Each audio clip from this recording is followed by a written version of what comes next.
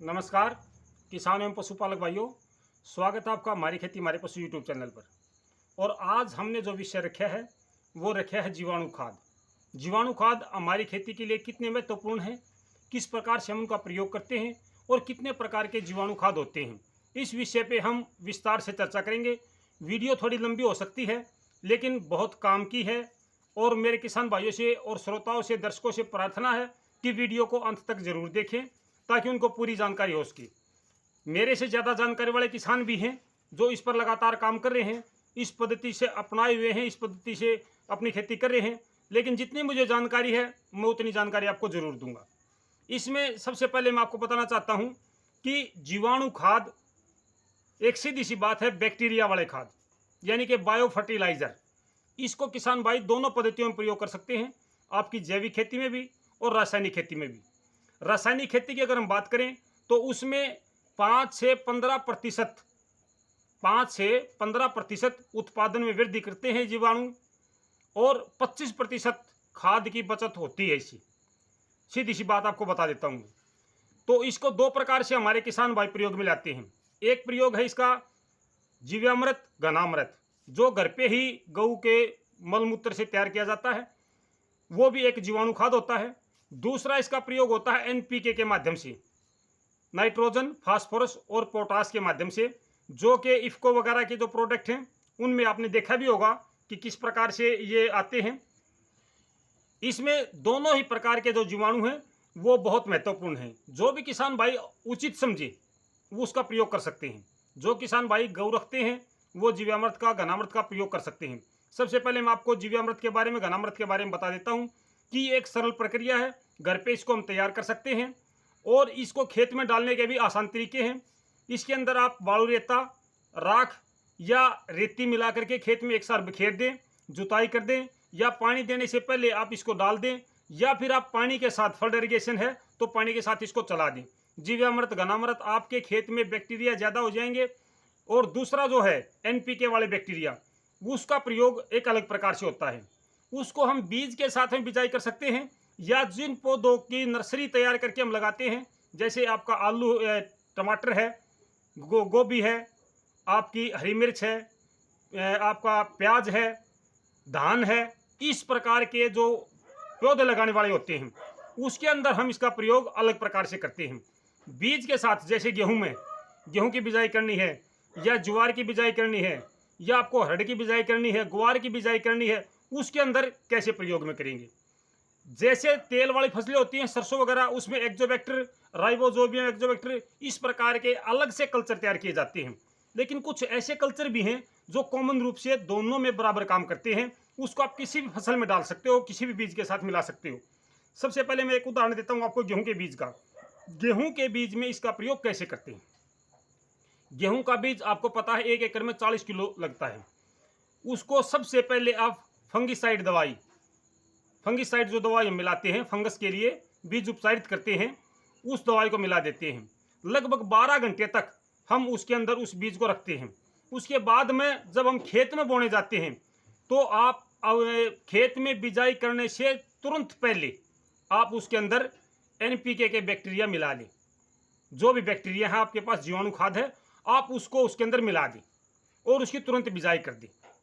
दूसरी बात है, जो भाई जड़ वाली फसल हम लगाते हैं, नर्सरी तैयार करके लगाते हैं, उसको कैसे प्रयोग में लेके आएंगे। उसके लिए आप जितना भी आपके पास जीवाणु खाद है, उस जीवाणु खाद को आप एक टब में, एक बाल्टी में डाल लें और उसको छाया में रखें। उदाहरण के तौर पर मैं आपको बताता हूं, आपने मिर्च की पौध लगानी है तो मिर्च की पौध की जुट्टी बनाएंगे, आप उनको बांधेंगे, उसको बांध के उनकी जड़ों को इस घोल के अंदर, जो जीवाणु खाद है उस जीवाणु खाद के अंदर उनकी जड़ों को एक बार डुबो के छाया में रख दो थोड़ी देर के लिए, फिर उनको खेत में बिजाई कर दो।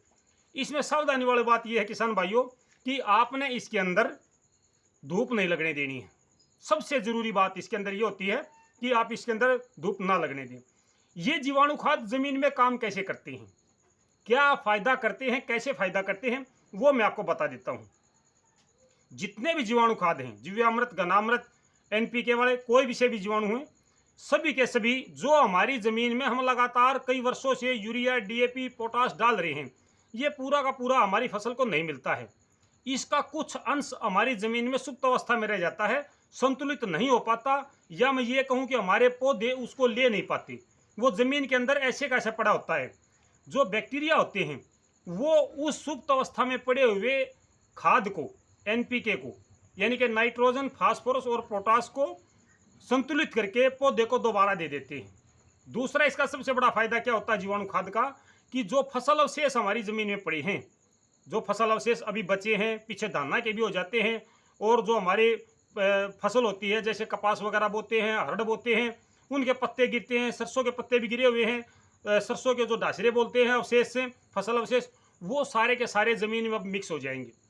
जीवाणु क्या करेंगे, इन सब को गलाने में मदद करेंगे और जल्दी जल्दी इनको गलाएंगे। इनके अंदर से पोषक तत्व निकाल के वो अपने जो हमने फसल बोई है उसके लिए उपलब्ध करवाएंगे। ये सबसे महत्वपूर्ण बात होती है, और इसमें कोई ज़्यादा मेहनत वाली बात भी नहीं है किसान भाइयों। बहुत अच्छी पद्धति है ये, चाहे वो आपकी जैविक है, चाहे आपकी रासायनिक है, हर प्रकार की है। जीवाणु खाद जो आपके एनपीके हैं उसमें ये सर्टिफाइड जीवाणु हैं। एनपीके इफको कंपनी बनाती है, और भी कंपनियां बनाती हैं, करीब कोवाड़ी बनाती हैं, बहुत सी कंपनियां हैं। तो इसमें क्या है कि ये एक सर्टिफाइड चीज़ है। जीवामृत, घनामृत सर्टिफाइड नहीं है। हमारी एचएयू ने अभी तक इसको सर्टिफाइड नहीं किया है, हमारी यूनिवर्सिटी ने, एग्रीकल्चर यूनिवर्सिटी ने। ये एक देसी फार्मूला है। अब देसी फार्मूले में उसका सबसे बड़ी समस्या क्या है कि ये किस खाद को फिर से एक्टिवेट करते हैं ये पता नहीं है। लेकिन एनपीके के जो बैक्टीरिया हैं उस पर लिखा होता है कि ये आपके नाइट्रोजन को बढ़ाएंगे, ये आपके फास्फोरस को बढ़ाएंगे, ये आपके पोटास को बढ़ाएंगे। हालांकि जीवामृत, घनामृत सभी प्रकार के पोषक तत्वों को बढ़ाते हैं, इसमें कोई दो राय नहीं है, बढ़ाते हैं, ये आपको ही पता है। लेकिन हमारी यूनिवर्सिटी ने अभी तक इसको सर्टिफाइड नहीं किया है, और किसान भाइयों ने इसका बहुत अच्छा परिणाम भी देखा है। आपको भी पता है कि जितने भी जीवाणु खाद होते हैं, चाहे आपका जीवामृत है, घनामृत है, सबसे ज़रूरी है कि इसको धूप ना लगने दें, छाँव में रखें। अगर आप धूप में रखोगे, किसी भी प्रकार का बैक्टीरिया है वो धूप में नष्ट हो जाता है, कोई भी जीवाणु है वो धूप में नष्ट हो जाता है, खराब हो जाता है। अब मैं बात करता हूँ एनपीके के बारे में। एनपीके के जो बैक्टीरिया हैं उसके 1 ग्राम दवाई में 8 करोड़ जीवाणु होते हैं। एनपीके के जो बैक्टीरिया हैं ये नाइट्रोजन के अलग भी आते हैं, एक्जोबैक्टर है, राइजोबियम एक्जोबैक्टर है, इस प्रकार के जो अलग अलग प्रकार के हैं वो नाइट्रोजन बनाते हैं। जो हमारी तेल वाली फसलें हैं या दलहन वाली फसलें हैं उनके अंदर जब हम इसको मिलाते हैं तो ये वायुमंडल की जो नाइट्रोजन होती है, आपको पता है कि वायुमंडल में 78% नाइट्रोजन है, और पौधा उसको सीधे सीधे रूप में ग्रहण नहीं कर सकता। नाइट्रोजन को नाइट्रेट में बदल के ही पौधा लेता है। हम यूरिया डालते हैं उसमें नाइट्रोजन होती है, उसको भी पौधा नाइट्रेट के रूप में लेता है। जो हमारे जीवाणु हैं, जीवाणु खाद है, वो यही काम करता है, वायुमंडल की नाइट्रोजन को नाइट्रेट में बदल के पौधे को देता है, जिससे हमारा उत्पादन तो बढ़ता ही है, साथ में खर्चा भी कम होता है।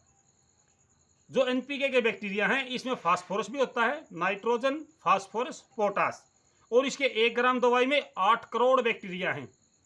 तो इसका अलग अलग प्रकार से प्रयोग है। जीवा अमृत, घना अमृत हमारे पास काफ़ी मात्रा में होता है, हम इसको सीधा के भी दे सकते हैं। उसका प्रयोग बहुत सीमित होता है, कम मात्रा में होता है। 1 एकड़ के गेहूं के बीज में, यानी कि 1 किलो बीज में 10 ग्राम जो जीवाणु खाद है वही मिलाया जाता है। 40 किलो बीज हमारा, तो उसमें 400 ग्राम काफ़ी है। धान के बीज में, अगर आप धान के बीज के साथ बिजाई करना चाहते हैं तो मेरे ख्याल से 1 किलो बीज 5 किलो बीज लगता है, तो 5 किलो का आप अंदाज़ा लगा के देख सकते हैं, 50 ग्राम के आसपास में पड़ेगा आपका। 1 किलो बीज में 10 ग्राम बैक्टीरिया जो जीवाणु खाद है वो काफ़ी होता है। और इससे दोनों फायदे होते हैं, ज़मीन की उपजाऊ शक्ति बढ़ती है, बैक्टीरिया की मात्रा बढ़ती है। और किसान भाइयों, अगर आप बैक्टीरिया को अपने खेत में संरक्षित करना चाहते हैं, इसको बनाए रखना चाहते हैं, बार बार जीवाणु खाद या बैक्टीरिया नहीं डालना चाहते, तो फसल अवशेष ना जलाएं। अगर आप फसल अवशेष जलाओगे तो सबसे ज़्यादा नुकसान जो होता है फसल अवशेष से वो हमारे बैक्टीरिया को होता है, क्योंकि बैक्टीरिया ज़मीन की ऊपरी परत में ही रहते हैं, ये ज़्यादा गहराई में नहीं जाते हैं। जब हम फसल अवशेष जलाते हैं तो ये बैक्टीरिया साथ में जल जाते हैं, नष्ट हो जाते हैं, और हमारे जो फसल अवशेष जो कार्बनिक पदार्थ का रूप लेते हैं, जो गलने वाले होते हैं, हमारी अगली फसल के लिए खाद का काम करते हैं, वो भी नष्ट हो जाते हैं। तो मुझे उम्मीद है किसान साथियों कि आज जो हमने विचार साझा किए हैं जीवाणु खाद का महत्व अपनी फसलों में, आपको जरूर पसंद आए होंगे, अच्छे लगे होंगे। अगर किसी किसान भाई को कोई सुझाव देना है तो कृपया कमेंट बॉक्स के माध्यम से जरूर दें। आपने इतना समय दिया, इसके लिए आपका बहुत बहुत धन्यवाद। अगर आपको वीडियो अच्छी लगे तो लाइक, शेयर और सब्सक्राइब जरूर करें। नमस्कार किसान साथियों।